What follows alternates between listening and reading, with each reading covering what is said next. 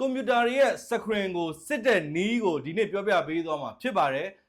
ကွန်ပျူတာ screen မှာကျွန်တော် laptop တွေပဲဖြစ်ဖြစ်ဒီ monitor တွေပဲဖြစ်ဖြစ်စစ်တဲ့အချိန်မှာdead bezel လို့ခေါ်တဲ့ကျွန်တော်အမဲဆက်တွေအလင်းပေါက်တွေ line စင်းတွေအဲ့လိုမျိုး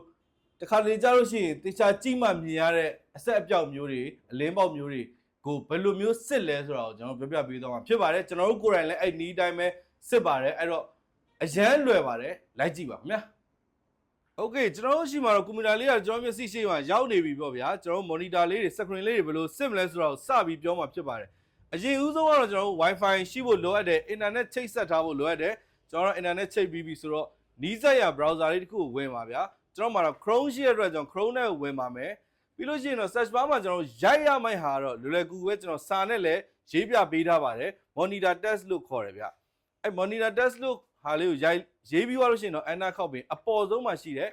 EIZO ဆိုတဲ့ monitor test လေးတွေကိုဝင်လိုက်ပါပေါ်လာလေးပိတ်လိုက်ပေါ့ဗျာပြီးလို့ရှိရင်တော့ status လေးလုံးမယ်စပြီးတော့ကျွန်တော်စစ်မယ်ပေါ်လာတဲ့ဟာလေးပိတ်ပေးပါပြီးလို့ရှိရင်တော့ကျွန်တော် down arrow လေးနဲ့အောက်ကိုဆင်းပြီးတော့ကျွန်တော်တဆင်ချင်းစီသွားလို့ရပါတယ်ကျွန်တော်အလင်းပေါက်တွေအမဲဆက်တွေဆိုတာတော့များသောအားဖြင့်တော့အဖြူနဲ့အမဲမှာပို့ပေါ်တယ် color လေးတွေ change ပေးတယ်တချို့အလင်းပေါက်လေးအမဲဆက်လေးတွေ color ပြောင်းနေရလေးတွေကတော့ကျွန်တော် color လေး change ပေးပေါ်လာတာမျိုးရှိတယ်တချို့ color မှာမပေါ်ဘူးတချို့ color မှာ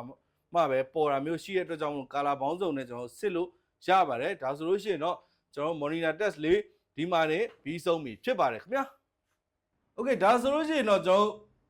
laptop တွေပဲဖြစ်ဖြစ်ကျွန်တော် desktop monitor တွေပဲဖြစ်ဖြစ် screen အလင်းပေါက်တွေအမဲဆက်တွေ line စင်းတွေထားတာကိုပို့ပြီးတော့မြင်ရတဲ့နီးလေးစစ်ပြပေးတဲ့နီးလေးကိုအားလုံးပဲသိသွားလိမ့်မယ်လို့မျှော်လင့်ပါတယ်အဲ့လိုပဲကျွန်တော်တို့ဒီ screen အလင်းပေါက်တွေအမဲဆက်တွေကတော့များသောအားဖြင့်အဖြူပေါ်မှာရဲ့အမဲပေါ်မှာရဲ့ပို့ပြီးတော့ထင်ရှားပါတယ်အဲ့တော့အဖြူနဲ့အမဲအဲ့လိုမျိုးပေါ်ပြီးကြည့်ရင်တော့ပိုမိုက်တာပါဗျာအဲ့တော့ကို့ကွန်ပျူတာလေးကိုလည်းအဲ့လိုပို့စစ်ကြည့်ဖို့ကျွန်တော်ပြောချင်တယ်ပြီးတော့ကွန်ပျူတာတွေဝယ်တဲ့အချိန်မှာလည်း